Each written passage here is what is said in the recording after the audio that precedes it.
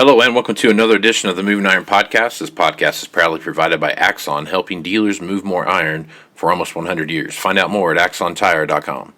Axon was started almost 100 years ago out of a passion for keeping agriculture moving. It's that same passion that drives them today. With a vision for a better experience for both farmer and dealer, they set out to create a better way to move more iron.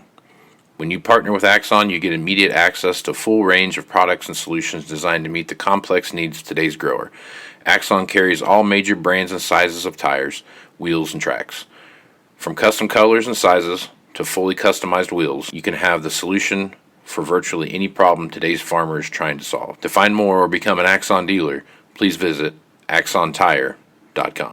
This podcast is also brought to you by Valley Transportation. Valley has over 33 years in the trucking business, moving ag and construction equipment across the country. For more information, go to valleytransinc.com or give Parker a call at 800-657-4910. At Valley Transportation, our goal is to help you reach yours. Moving higher in the 21st century.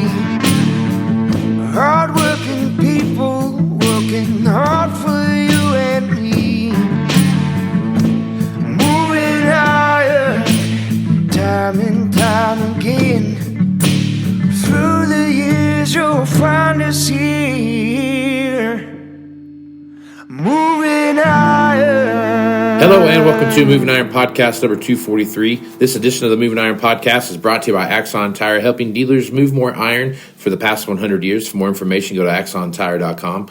Also, Valley Transportation has been hauling ag and construction equipment across the country for the past 33 years. Call Parker at 800-657-4910 or visit valleytransinc.com for all your trucking needs. At Valley Transport, our goal is to help you reach yours. And lastly, no matter how you buy ag equipment from a dealer, auction, or a private party, AgDirect can help you finance it. You can even apply online at agdirect.com. Learn more about your financing options at agdirect.com. This week I have my co-host. Sup? Lovely, lovely Aaron Fiddle. He's more than just a pretty face, folks. I'm telling you right now. Face for radio. Face for internet broadcasts, technically. Yeah, absolutely. So now this week, Aaron here's with me again, and we're gonna try a little something different here and kind of talk about machinery. Talk about machinery, which we don't normally do that on this podcast. We're more into latest fashion, clothing, trends, and those kind of things. Yeah. That's what we really more often than not, those TikTok, they called crazes, dances. Yeah, we do a lot of those on I sound 65 years old right we there. do a lot of those as well. We like to do the ones where we stare at each other and then I slap you on the back and you turn into something different. Yeah. Those are my favorite. Yeah, a lot of times. Yeah, so good stuff as usual. We probably won't be as risque. I did that one time. Yeah. I walked up and I hit a 780 and it turned into a check. Coolest shit I have ever seen. It's amazing. It was awesome. How that worked, yeah. It was pretty. It was fitting for the environment that you're in at the time. It was. Yeah. It was a tremendous deal. Mm-hmm. All right. Well, we're going to spend a little time kind of discussing here what we see happening in the marketplace. We've done a lot of reflection on 2021 and what we think 2022 is going to be. So now we're just going to talk about what's happening, right? So I think if you take a look at what's going on out there, I feel like we should talk about tractors and planters and those kind of things as we head into the fall. But, man, I think the story right now in my book. Let's head into spring, though, before we head into fall. Okay, let's do that. Heading into spring. Northern Hemisphere. The planter market, let's hit that one for a little bit. The planter market, when you take a look what's going on there, it is oddly quiet, but equally as loud. Does that make sense? Yeah, I get it. Sometimes I feel like customers that we talk to that have been looking for planters that just can't find them have just they're like the people in the unemployment number that just quit looking for a job so you don't count them anymore. Right. You know what I mean? Yeah, exactly. That's kind of where we're at here with guys with planters. I mean, I think there's a lot of guys. I had a guy stop in the office the other day. Comes in, talks to me about this thing. We have a 1720 stack fold in the back, and he's like, I'm interested in that planter. what do you take for it? Ran through the whole game, and I'm talking to him. It's like, so what are you using to run it with? Because I'm like, this guy kind of looks like he might be running a 4960 or something like that. And it's 16-row planter, And he goes, I got a 8410, right? And I'm like, maybe. So I don't know. Let's take a look. So we kind of start running through stuff and looking at a few things, and lo and behold, I mean, what that planter requires for hydraulic capacity and what the biggest pump invented on the 8410 at the time is still about 15 gallons per inch. Exactly. Right? So it was like that. The guy, and it's not the prettiest planter in the world. It needs a lot of work. There's a lot of things that needs to go wrong. Needs fixed. That needs to go wrong. I mean, no, that part's already handled. But after we had that conversation, just finally found one. Yeah, to like, no, it won't work. Right. So, and I go, well, I'm sure we got some 12 rows. We ran through like the DRs and the DR12s, DR16s, looking up something like that. Going through just, a 17, 20, 12 row. Dude, we had 3 planters to pick from. Right. 3. That one, another 16 row, and like a 1770 of some. I don't remember how big the 1770 was, but didn't have any 12 rows. And the ones that we did say we kind of had, you go read the notes in them, they're like, yeah, pre-sold, pre-sold, pre-sold. And so it's fine. If it's traded in, it may or may not be available sometime between June 1st and September 39th. Right. And that's really, that's a weird scenario to be in, right? It's funny that you say quiet and loud at the same time, because dipping in both worlds, you're exactly right. The retail side, the end users, the buyers, that has been very quiet on planters since the end of the year. Right. And honestly, end of the year was nothing crazy. Yeah. By Christmas. Right. The 1st to the 23rd, wow. Yeah. Still catching breath. And then it was like, really like, hold on to your hat. Christmas to New Year's is going to be crazy. And it wasn't. Yeah. It was like crazy dead. Right. And it was like, man, finally everybody's got their stuff. Right. At least for where they're at now, they're good. And then that first couple days of January, just crazy. Didn't matter what it was. Right. It was like, whew, here we go again. Everybody truly took, and probably so with Rona. Sure. Yeah. It was the first time in 2 years for friends and family in a lot of parts of the world. Yep. And you put that together, yeah, it was quiet. But then you get those first couple days, it's wild. Now it's kind of like normal as normal can be, the amount of stuff going daily. If not, maybe a little quiet. But on the dealer side, obviously, because none of us have anything and we're all looking for the same stuff every minute of every day, it's crazy. And especially planters. Yep. And planters are, I have this planter. It's available in May. Might not actually be traded in. Send me a PO. Right. Okay, then. Let's do it. Yeah. It's amazing how much of that's going on. Could you 3 years ago, could you imagine that? Oh, I know. Oh, yeah, I'll go ahead and I mean, there's so many unknown variables here, but I'm going to say yes to it. Yeah, it makes sense.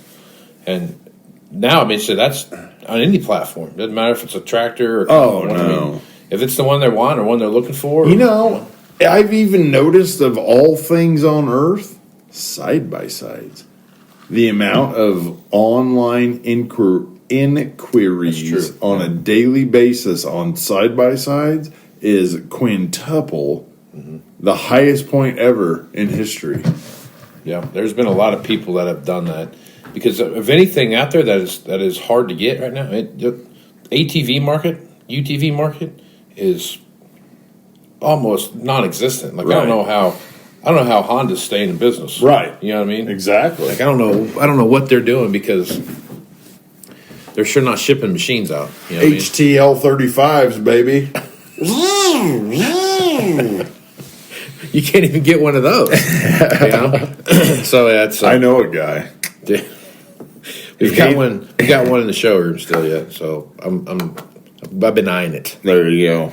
for the tall grass. Tall grass, baby. grass lawn mowing Hashtag service. tall grass. Yeah, so we'll see. We'll see what happens there. But no. But I think going forward, as you look into your crystal ball, to me, I see a huge uptick in planter activity right after harvest is done.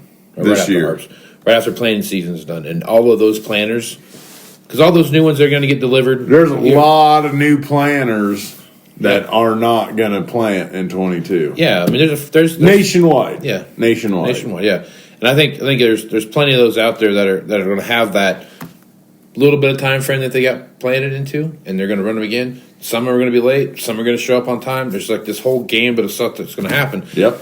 But if you take a look at the used equipment that's coming back behind those, I think it'll look like a Black Friday in New York City with people lined up at the door, running over each other For the used planters when they're finally available.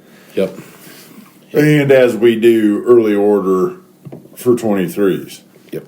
Because you're getting 2 trade cycles of planters at one time. Think of that. Yeah. That's true. If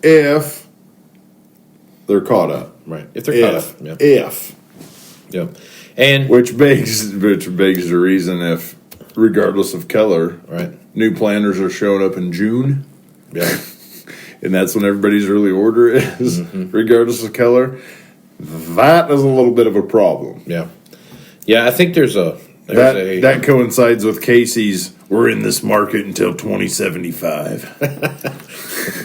But historically though, if you look at after planting season, there's a lot of used planters that get sold anyway. Absolutely. So now there's We've talked about that on here before. Sure. I remember that because the used buyers have figured out, well, I want the ultimate in used planters.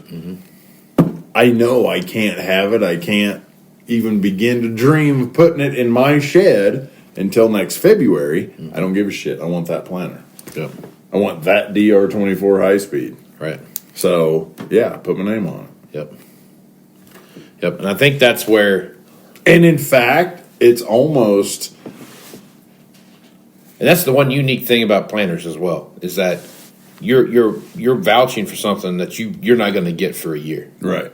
Right. Or until the new one shows up. Right. I mean, the new one shows up in January, then you're good. Whatever happens, but it's and you're right. Guys will give up a combine, give up a tractor. Not this year, right. but typically, Right. they'll always give up a combine. Combine is never not till it's in my shed, because it's combine. Go rent one, whatever. Call a guy, and then tractor a little less so, but usually, in case in point, usually there's never a problem because of production capabilities. But now we're in a world where, like you were saying, even in free-flowing days of iron, the planter doesn't leave. Right. Everything on that farm can leave, but not that planter, because that's my planter. It's set up how I want it. It's just too unique to every farm. Right. Every little nuance on that machine. Yep. They look the same. I hate Martins. I want Yetters. I will not run those Martins. They're both floating row cleaners with the air cylinders. Right. I don't care. Yep. Plus, the other thing too, though, the one thing about a planter that's unique to everything else around it, with the exception of a few things, but if you miss a planting window by a day, that has a big significant impact on your right. And the other side of that too is, you know what, my planter's gone. My neighbor said he'd come help me plant after you got done planting his. Right. Now Now, a combine, you say, well, yeah, you got a window combine. Sure you do. There's a that ear is not doing anything till it falls on the ground. Right, like wheat, but there's a time frame in wheat. Yeah, wheat. Wheat, you got a time frame there that you got to pay attention to. Yep. And you fight spring storms and those kind of things. But even if you get a blizzard that rolls through in during corn harvest, it's not always a bad thing, right? It makes things tough depending on what happens, right? How wet the snow is, and those kind of things. What's the weather after? Right. And those are just a few things that really kind of have some detriment there. But a planter is the one thing that, if you don't have a planter, you really don't need a combine. Right. You sure as hell don't need a sprayer, right? Yep. And, I guess you could have a tractor to go back in and just keep disking your field over and over again, but the return that just does not pencil for shit. No, it doesn't. It doesn't. No, it really doesn't. Man. So the planter is just that thing out there that it's just so hard for someone to let go, and it's so hard to say because even when we were flooded with planters, how many people were knocking on your door saying, "Hey, I'd like to rent my planter." Right. Exactly. You know what I mean?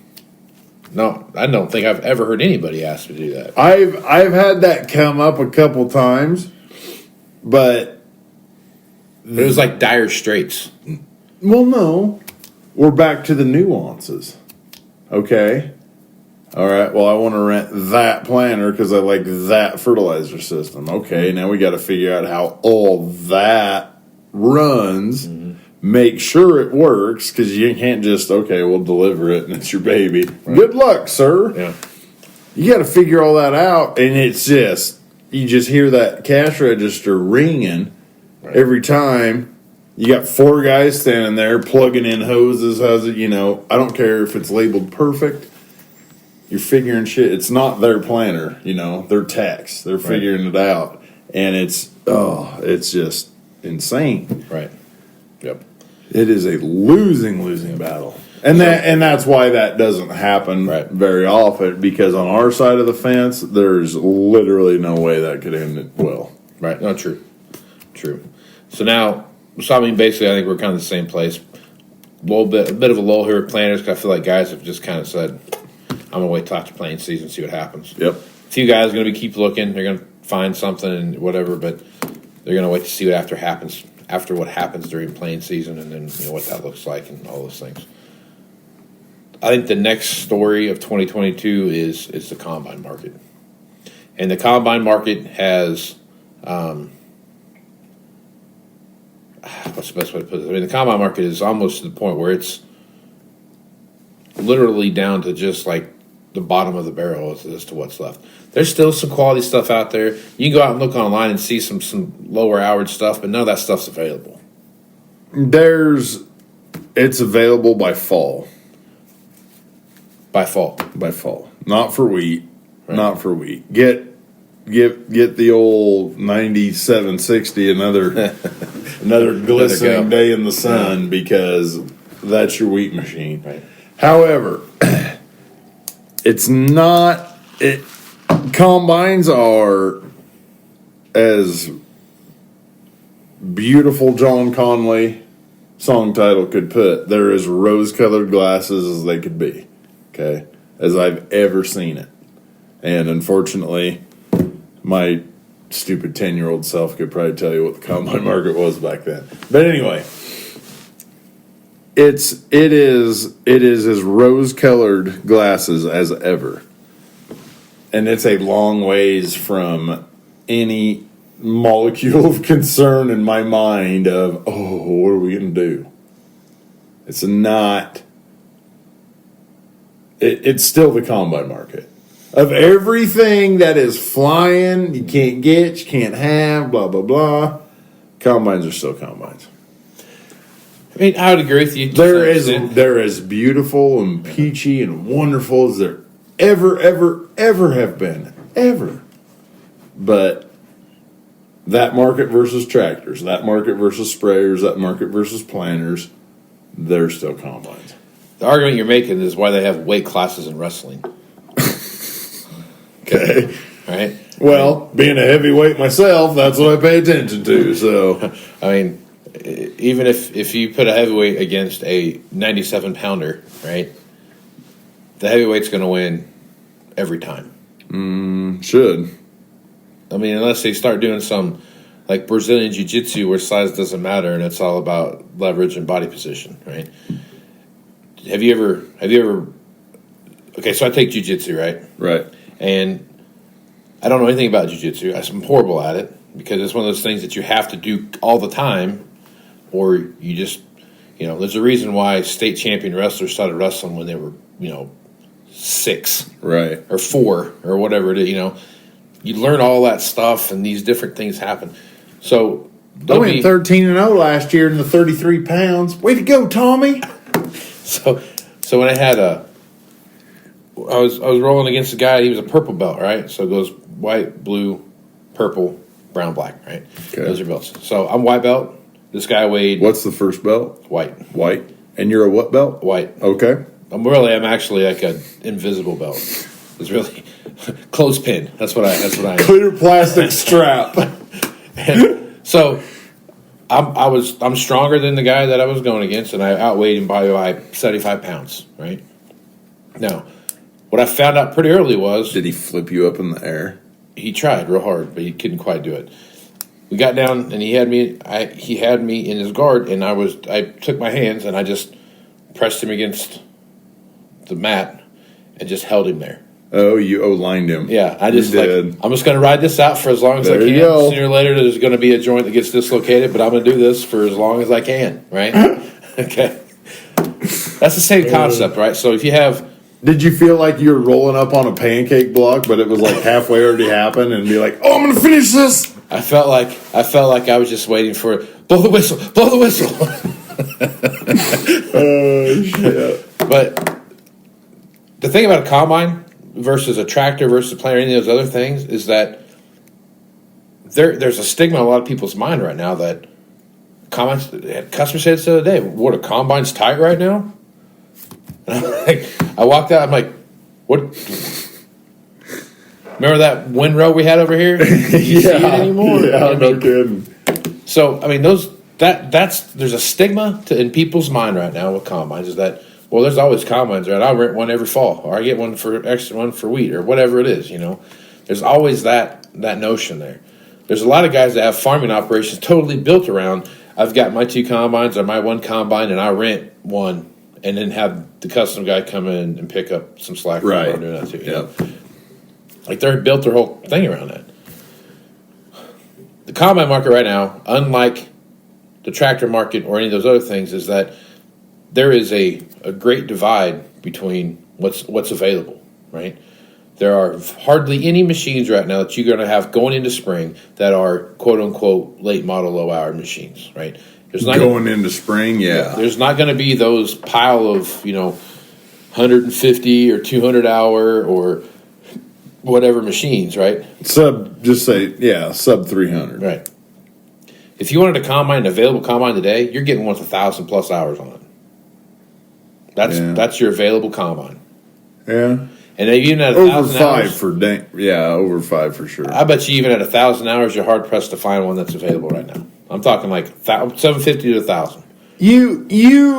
They're out there, but then we get into the discussion of why those dollars for that machine, which there is an endless string of right now, all over that's the world we're in, So I think those machines are out there, and you're exactly right. The amount of them that you can have to cut wheat in Texas this May, there's probably 2. Right. And they're still there because they weren't the cheapest 2, I promise. Mm-hmm. So you have that realm, and then you have the rest in that 5 to 1,000 range.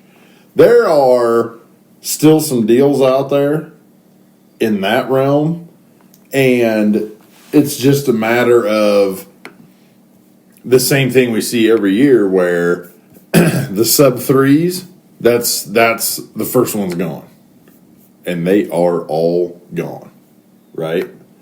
Oh, sure, yeah. The 5 to 1,000, those are the ones that were always the bridesmaid, never the bride, and now it's your day, little girl. Get on up there. I think maybe. I think that is a very, very big part of the combine market right now. Okay, so the combine market. So we're gonna look at something here. The hour range, these stuff that's listed out here on the internet as of the first of this month. Okay, so right now, let's see here. Let's edit this part out. I'll edit this part out, folks. Let's see here. All right, so combines. All right, so if you're looking at combines right now, total machines listed out there between 501 and 1,000 hours. There are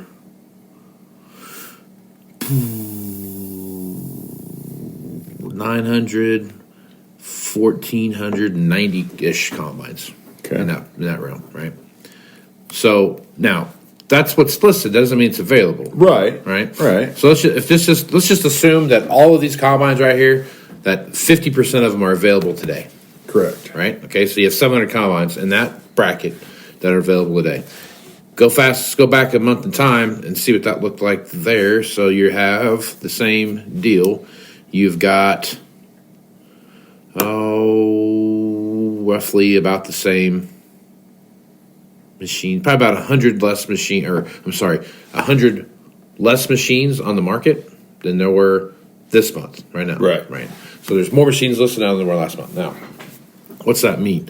To me, I still think that even that spec of machine, because right now there's like the 0 to 300 range, there's 200 and 320-ish, 315 machines listed out there between 0 and 300. I bet you, I'd be willing to bet that of those 300 combines, less than 100 of them are available right now. Oh, absolutely.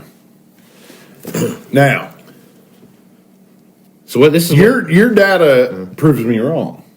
Okay, the 500 to 1,000, it's their day finally. It's their day because the others aren't there. right, because here, hold on. But here's the other thing. Okay. Those numbers went up, right? Mm-hmm. Last month, this month. That proves me wrong. However, that is the combine, 500 to 1,000, that 90, maybe not 90, 80% of custom harvesters trade in. Sure. Most of them do their roll year end. Oh yeah, sure. I'm not. So there you go. There might have been a flush of 2,000 out, but oh shit, right, 2,500 back. January, February, March are always the highest volume, right, of combines. Always that way. So the point that I want to make clear here, everybody, is that the reason why those machines are going to be worth more now is because that's your choice, right. If you're in the market to buy, because I can tell you guys thinking this, somebody's out there thinking, and more guys than not are thinking this. I've got a 2,000-hour combine, a 2,500-hour combine, a 1,500-hour combine, and I typically run my combine for 5 years. Buy it with 500 hours on it or 300 hours on it or something like that. I run it for 4, 5, or 6 years, and then I go back in and buy a 300-hour one or a 500-hour one or whatever. Well, this is my clock's up. Now I'm going to go back and do this now. I'm going to run that combine for a year this season, and then I'm going to trade it back in and get my 300-hour run, and then go back to my 6-year run or 5-year run or whatever it is, and put that 1,500 hours on my combine. Yeah. I honestly, personally, wish there was more of that because I think you're going to see that. The guy who does that, who figures that out, he's going to have like 3 years of doing something for nothing. Yeah. Essentially. Yeah. It's for a hell of a lot less than they've done in the past. Right. Exactly. And that's my point is that, kind of like we talked about a podcast or two ago when the guys from Kyle McMahon was telling me that, a tractor Yeah, the percentage jump month to month, and then the year to year was flabbergasting. The one piece of information that was I went back and looked this up after I recorded that and got it all up there, was that from the hours in 2020 were like for tractors were for I can't remember, it's like 300 hours or less was X, and 2021 the hour range jumped up a whole 1,000 hours. So it went from 0 to 300 to 1,000 to 1,500, and the price stayed the same. Gotcha. Well, yeah, that would coincide with 2021. They were still paying the same amount of money for a 1,500 hour, 1,000 hour to 1,500 hour tractor that they were paying for a 300 hour tractor in 20. Right, and the exact same number of machines are on the marketplace. That transactional period. Right. Okay. Now, I bet if you went back and did a synthesis on this stuff here, that you would find that the same thing was happening with combines. If you did that same synthesis, Yeah. Could you play the opening part to jump? You could, if you really tried hard. Okay. Or maybe even like... That if you can do that, the synthesis on the combines is far more interesting. Yeah. Because you could do that on the combines, get some great data, figure it all out, be nerd bombers like us, but if you could play the intro to jump with that same synthesis, there you go. You could synthesize that information and come up with different things. Snap. There you go. There you go. You could even do a, what's that, Beverly Hills Cop? Dun, dun, dun, dun, dun, dun, dun, yeah. Dun, dun, dun, dun, dun. Dun, dun, dun, dun, dun, dun, dun. Then you can throw a little Miami Vice in there too if you wanted to. It's more electric drum synthesis. Than it is absolutely anything. Big in the 80s. Absolutely. Right? Hey, you know where? Because why wouldn't you be a cop and drive a Ferrari Testarossa? Exactly. Do you know where Testarossa, not Testarossa? Do you know where Don Johnson's from? It's got to be Kansas. The 316, baby. Worse yet, it's got to be the 316, the ICT, baby. Yeah, there you go. Oh, man. Guess where Rinky Pivots are built in Deschler? Booyah. Can't help you a bit on that. World's largest broom factory. Good things to hang your hat on. Till like 1925 or something like that. But it's a thing. Good thing. Yeah. So back to combines. We were, if you really step back and take a look at what's going on there, I think personally that 500 to 1,000 hour machine, if they're available, are going to be gobbled up as fast as any of the late model low hour 0 to 300 type would be just this year. But this year, right? Maybe in the next year. And to use the wrestler analogy, just because he's 275 and he made it to state, doesn't mean that at sub-districts and districts there was no other heavyweights and he just automatically qualified. Right. When it comes to the combine market. That's my analogy. I'll tell you right now that the combine market right now, those 500-hour ones are the big athletic guys. I understand that. They came to get some. Yeah, they hit puberty last summer. And they're here to do two things: chew bubblegum and kick ass. And guess what? They're all out of bubblegum. So I think, to me, that combine market is going to be surprisingly strong at the 500 hours. I think, to me, if you have a machine that's got less than 500 hours on it, it's available today. That I'm not saying that you can put whatever number on it you want. What I'm saying is that you're going to get an abnormally large premium for that machine because it's going to be one of very few. I get that. I understand the combine market good enough to know that premium means you're not going to lose money this year on it. So there we go. I completely agree. I think it's different than that. No, I know. The rose-colored glasses. I get it. They broke. They're actually a prescription glass now. No, it's a fantastic market. It's the best it's ever been. But there's still, all I'm saying, dude, is there's still combines. Watch your ass. I understand that. But when you're Don't selling don't get carried away. if you go to the grocery store and there's only one can of corn left, you still think it's going to be worth 59 cents? I don't care, dude. I ain't eating canned corn. You get my point, though. I do. Right? Whatever your favorite canned vegetable might be, you know. You go to the grocery store and there's only one can of fruit cocktail left. That's very cherry, by the way. You got an extra cherry in there, and not just the one miscellaneous. I know it. Oh man, God, Dad and I would go rounds as a child. That damn cherry, man. There's a lot of blood spilled over that half of a maraschino cherry. I think the combine market is far and away the most unpredictable market we're going to have right now moving forward. Absolutely, I'll get on board with that. That makes us both right.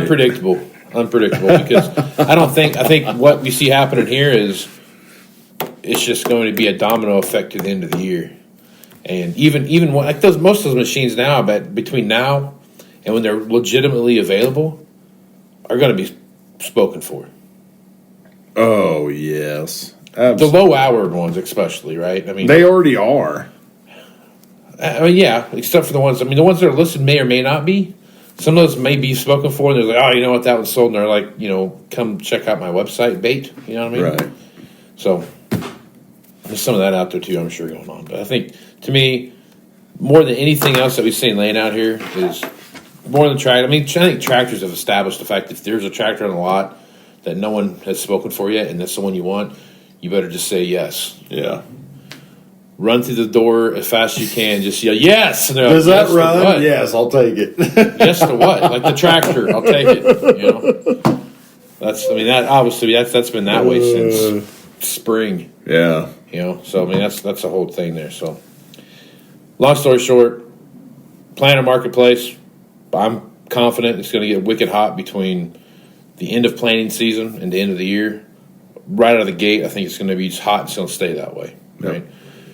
And then I think sprayers, combines are going to become more and more and more and more unpredictable as far as where we need to be priced them at going through the end of the year. Okay. Final thoughts, Aaron Fennell. Tractors are going to stay as hot as they can because I think there's a lot of factors driving that beyond availability. And we'll touch on that next week. Planters, I totally agree. Combines, we have a different viewpoint, both agreeing that it's hot. But you're more optimistic than I am. Sprayers we're going to touch on next week. Next podcast, excuse me.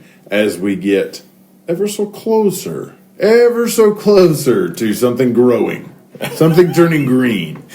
And not 7 layers of clothing. So yeah, I think that's kind of the deal, man. Right on. Well, good stopping point because Aaron already alluded to what we're doing next week, so I guess that's the official end of the podcast. So, folks want to reach out to you and get more information about what it is you got going on. Co-host power. What's the best way to do that? I am usually on Twitter. I'm still trying to work on that, but that's at Aaron Fintel, Aaron Fintel. Call me, text me, 308-760-1193. Right on. And you can find me at Moving Iron LLC about any of the stuff out there.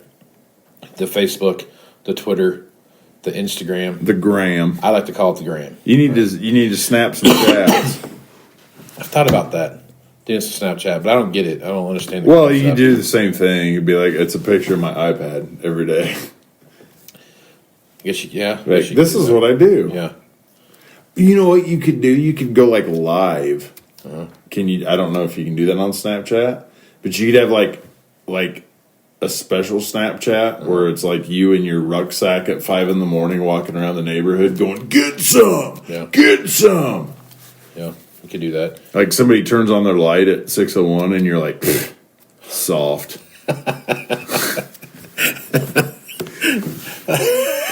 You're missing the boat. You gotta let old Case out to play, man. That's it.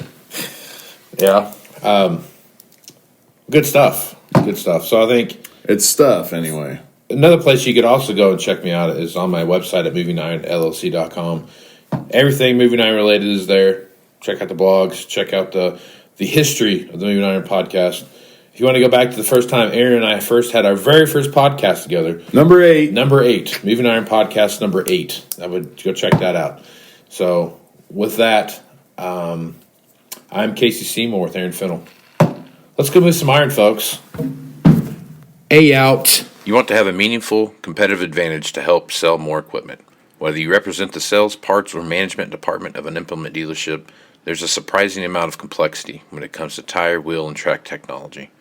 Let Axon worry about that so you can get back to supporting your customers.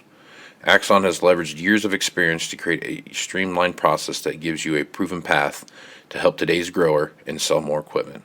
The roots of their organization go back almost 100 years to the invention of the rubber tractor tire. Supporting agriculture is the number one driver of Axon from product development through sales and service.